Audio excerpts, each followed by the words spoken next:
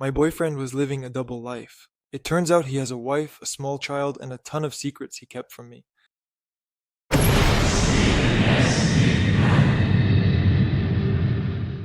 Back then, I still believed in fairy tales. I was 29 years old when I met Jared.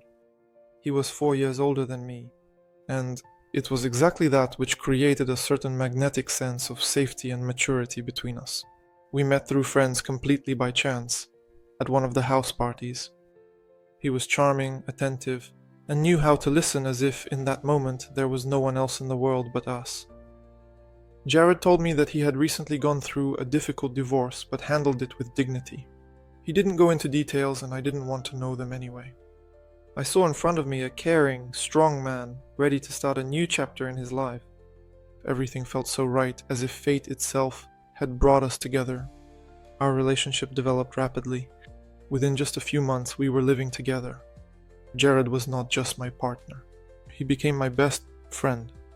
We threw parties, went for walks, took little trips around the area, and spent cozy evenings at home. He was perfect, almost too perfect. He worked at the logistics company and often took night shifts. He explained that the pay was better that way. Sometimes he went on business trips that lasted several days. That seemed logical to me. America is a big country, there are all kinds of shipments, and I stayed home missing him, dreaming about the future, about our home, about possible children. It never even occurred to me that all of this was just a facade, that my perfect story was built on lies, carefully planned and carried out by the person I trusted more than anyone in the world. The first small doubts started to creep in about 6 months after we began living together. Back then, I still didn't want to give them much importance. I would find an explanation, blaming it on tiredness or the nature of his work. But looking back, I realized that the warning signs were already there. Jared started working more night shifts. Sometimes he would let me know in advance that he might be held up at the warehouse until morning. Sometimes he would just send a short message at 11 at night, "Sweetheart, I'll be late. I'll be back in the morning." I believed him. Of course I did. I didn't want to be that clingy woman who controls her man's every move. We trusted each other. At least that's what I thought back then. But over time, something strange started to appear in Jared's behavior. He started hugging me less before leaving for his shift. Sometimes in his rush, he would even forget to kiss me goodbye. When he came home in the morning, he looked tired, but not in the way someone who had worked all night would look. Sometimes it seemed like he was lost in thought, sometimes he became distant. There was another thing. He was constantly in touch with someone from work. Jared never let go of his phone. He always carried it with him, took calls in private, and communicated at any time of day, even when he was going to take a shower or taking out the trash. I used to think, well, who knows, maybe they're important work calls. But now I started to notice that he always put his phone on silent mode. One night I woke up because of the vibration. Jared's phone was vibrating on the nightstand. He grabbed it instantly without even looking at me and quickly went into the bathroom, closing the door behind him. I stayed lying there in the dark, listening to the barely audible sounds coming from the bathroom. He was speaking quietly, as if he was afraid I might hear. That feeling, a sharp, sticky anxiety, gripped my chest. But even then, I didn't want to jump to conclusions. I kept telling myself that everything was fine, that everything was okay. We love each other. We're adults. We promised to be honest with one another. We used to dream about a house with a white fence, about children, about long Sunday breakfasts with the whole family. Now, whenever I brought it up, he would get nervous, make jokes, or change the subject. One day he even said irritably, "Let's just live in the present." "Okay, honey." I remember that evening. I sat alone in our living room with a mug of cold tea in my hands. The feeling of loneliness was overwhelming. I stared into the void and realized that I was in a relationship, but I didn't actually feel like I was alone. And yet, despite all of this, I kept clinging to our love. I believed that everything would get better, that we were just going through a rough patch, that if I just held on, supported him, everything would go back to the way it was. Everything fell apart on one of the most ordinary nights.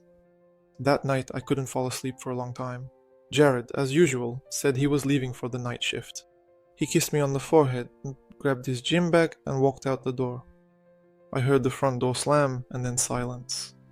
And I did something I had never done before. I threw a hoodie over my nightgown, quickly slipped my feet into sneakers, grabbed my keys, and left the house.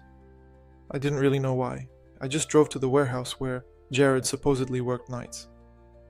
I knew this place well, a grey building on the outskirts of town, surrounded by a fence. But when I drove up to it, my heart sank into an abyss. The area was deserted. No cars, no lights, complete silence. Even the guard booth at the entrance, which was usually lit up, was gone.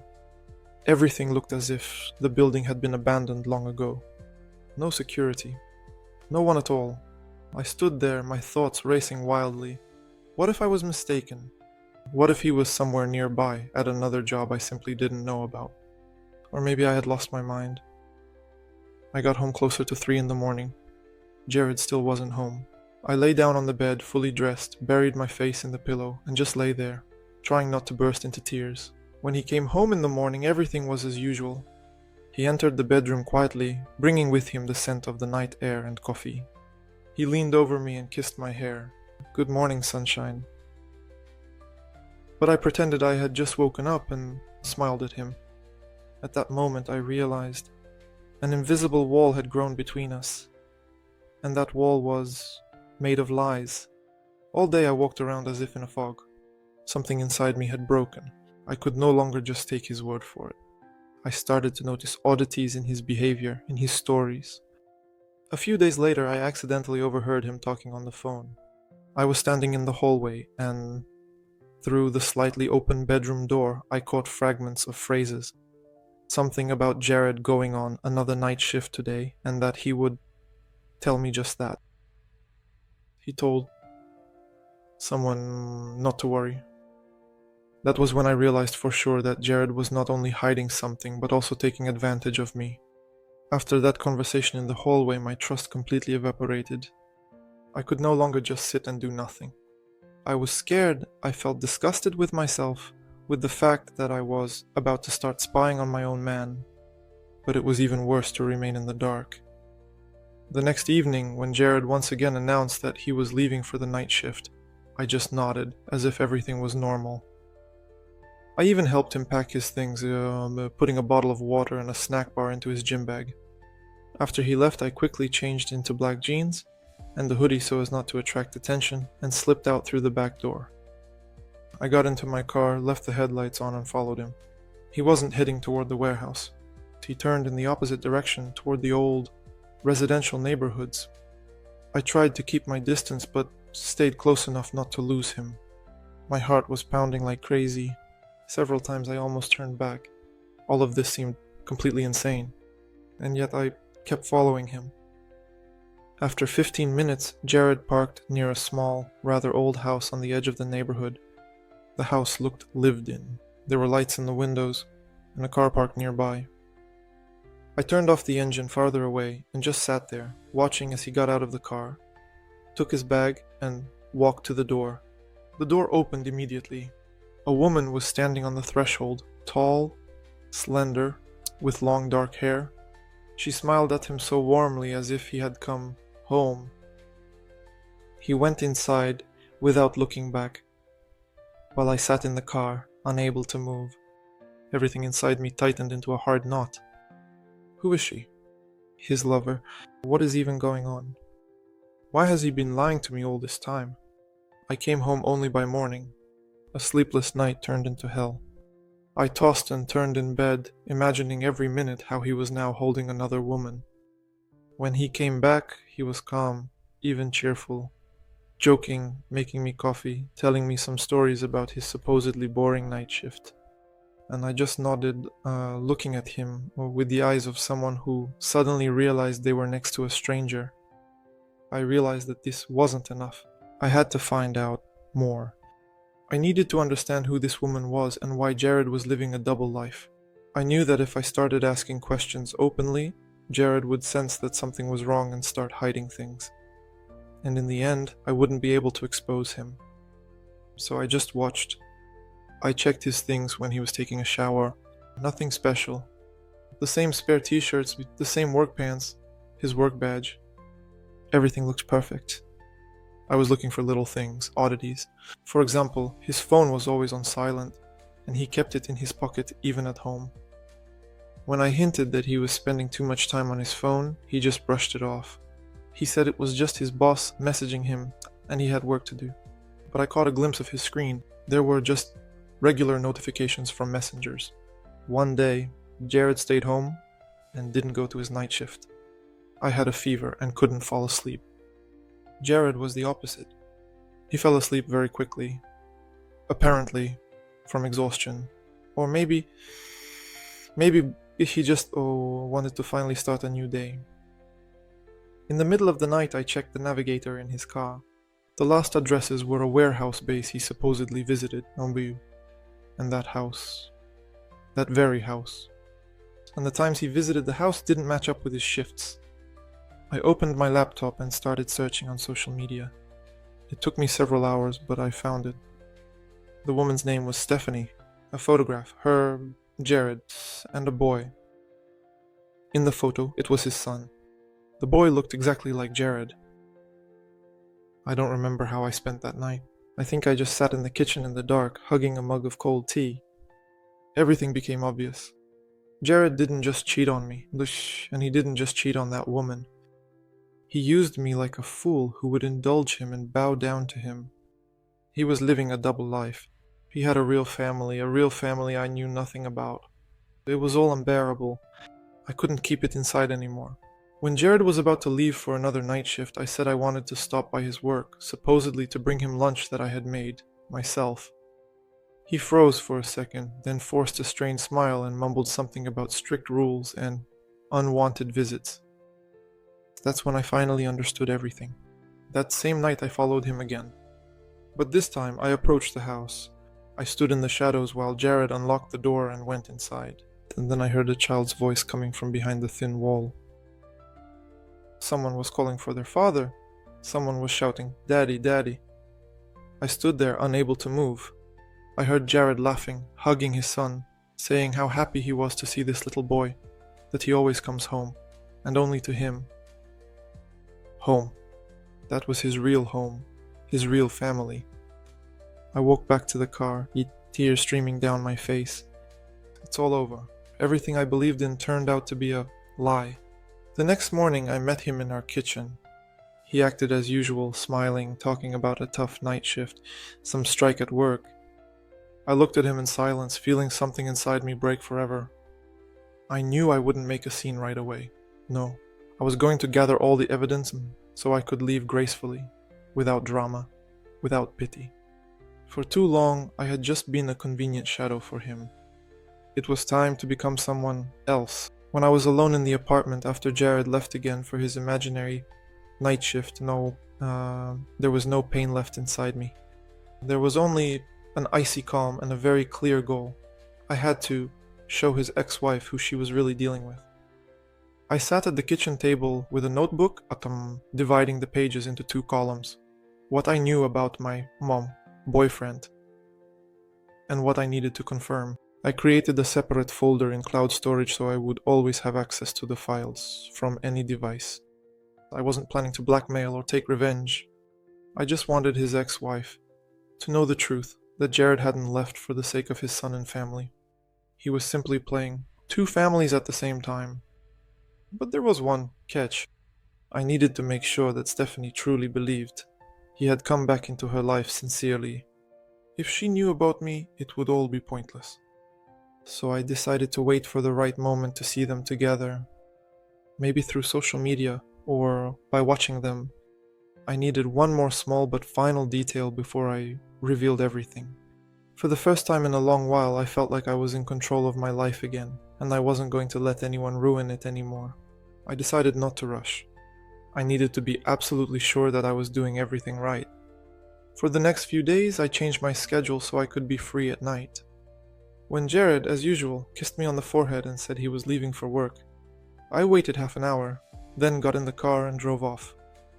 I knew their address, I knew the route, and everything was confirmed. I parked farther away, turned off the headlights, and sat in silence.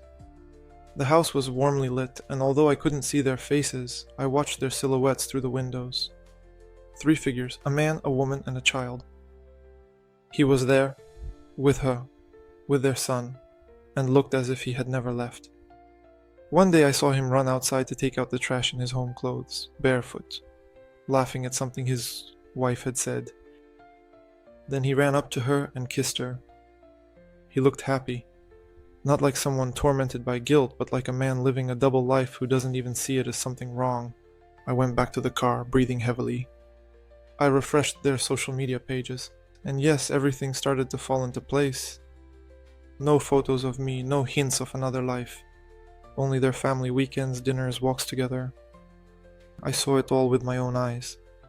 Now I was ready to end all of this. I hesitated no longer. I knew I had to contact her, but I needed to do it right, without hysterics, without drama. Only facts, only the truth. When Jared came home, it was already around 3 in the morning. I was sitting on the couch in the living room, wrapped in a blanket, pretending that I had just missed him. Inside I was already broken, but on the outside I was the same as before. He walked past me, gave me a tired smile, hugged me around the shoulders, and I clenched my teeth, feeling myself flinch inside at his touch. He agreed easily. Of course he did. Why not? After all, I was supposed to be the one waiting for him. While he was taking a shower, I turned on the camera I had set up in advance. Making sure everything was set up, I lay down on the bed and pretended to be relaxed. When Jared came out of the shower, I looked at him as if nothing had happened. He smiled and lay down next to me. I didn't give him any time for tenderness. I grabbed him hungrily, roughly, with a kind of broken tenderness that had never existed between us before. I sat on top of him, digging my nails into his shoulders, not letting him take control.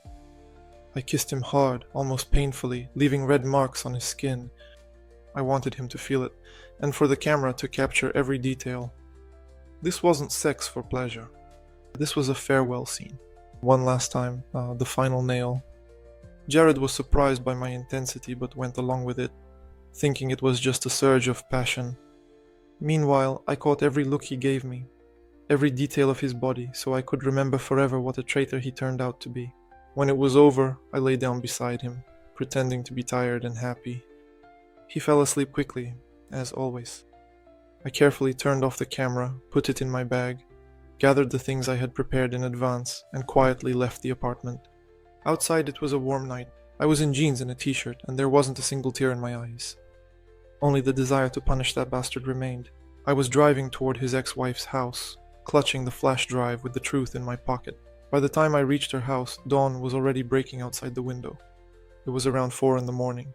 The streets were empty, and the silence was so deep it felt as if the world had come to a standstill. I sat in the car for a few minutes, nervously turning the flash drive over in my hands, then exhaled and headed to her door. I knocked. There was no answer. I knocked again, longer and louder. A few seconds later, the door opened. She was standing on the threshold, a woman about my age, tired, in home clothes with disheveled hair.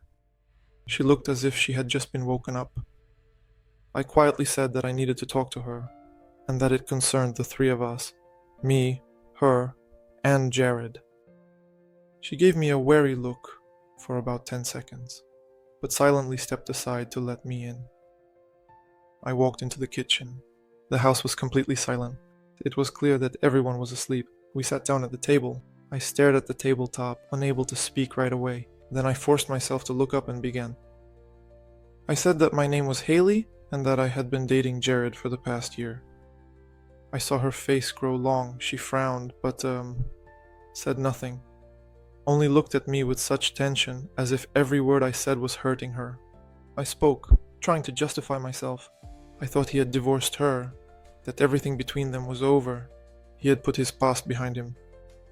I put the flash drive on the table and said that everything she could find was on it, that all the evidence was there, that he had been living with both her and me at the same time. He lied to both of us.